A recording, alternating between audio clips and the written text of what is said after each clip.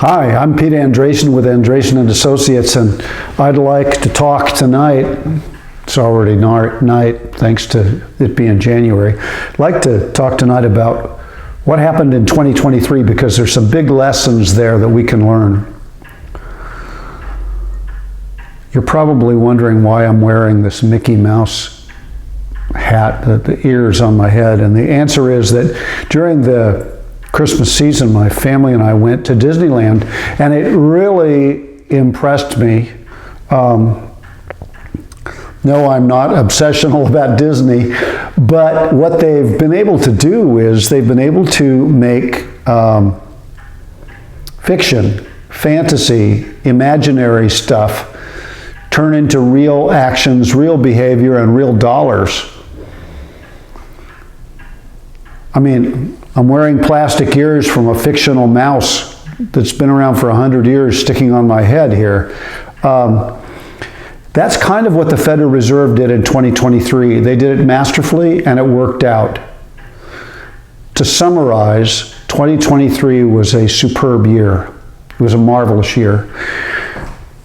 Got to keep in mind, the consensus opinion of the last 4 years has been wrong every time. In 2019,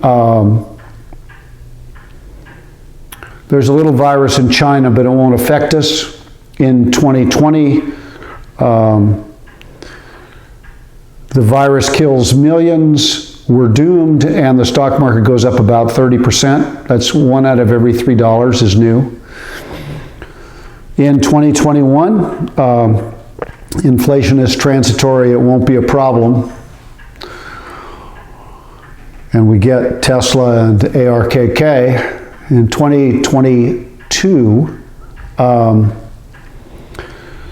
Federal Reserve starts raising interest rates from 0.25 in March all the way up to 5.25% in, I think that was May of 2023. And during that time, that was the fastest percentage change that I have found in interest rates. And during that time, the bond market tanked. 2022 was absolutely horrific for diversified portfolios, for tech. Tech just died. It was extra horrific in the bond market for long bonds. It was brutal. The Federal Reserve said, you know, we're going to create a soft landing with these higher interest rates. When we went into 2023 at the beginning of the year, our portfolios were configured conservatively because everybody who was anybody was saying that a recession was going to happen in 2023, and it didn't happen. The Federal Reserve played this thing marvelously. And we purchased, in 2020 we did some purchasing, and in 2023 we purchased those longer bonds when they were down, when the rumor was, the consensus opinion, say about August, was that interest rates were going to be longer, higher, longer. And so the bond market took a hit, and we did a little buying. We made a lot of money off of T-bills because we're trying to stay safe because, remember, a recession is imminent. But then it switched over, and the Fed gave a couple of encouraging little nods, and what happened was we developed the Magnificent Seven, and that was a group of tech stocks. They're still horrifically overvalued. They're basically in a bubble, but the money's real. They took over 30% of the S&P 500, which is unprecedented. So if you own an S&P 500 index fund, congratulations, I'm one of you. We've made a whole bunch of money. It's marvelous. And 30% of that 500 stock index is made up of 7 stocks. So, or more, there's more than 30%. So, for a while, the rest of the stock market lagged back. The average performance of the stock market would be about 3%, except for the Magnificent Seven. But at the end of the year, as the consensus shifted to the viewpoint that there will be no recession.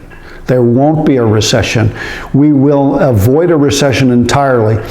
I happen to disagree that we're out of the woods yet. I honestly think, given the consensus opinions that have been wrong so far, that we shouldn't even guess. We should just wait and see what happens. But right now, the consensus is happy days are here again.